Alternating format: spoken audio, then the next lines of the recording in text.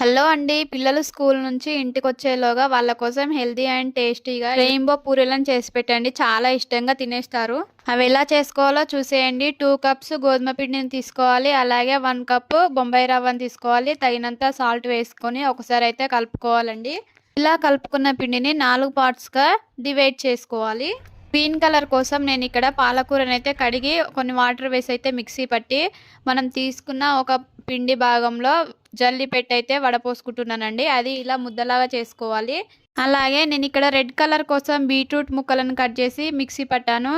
Orange colour కోసం carrot ముక్కలను mixie పట్టాను. ఇంకో భాగంలో ఏం చేయలేదండి. ఖాళీ వాటర్‌ని వైట్ కలర్ కోసం అలాగే ఉంచాను. ఇలా లడ్డూలుగా చేసుకొని చపాతీలాగా చేసుకోవాలి అన్నీ.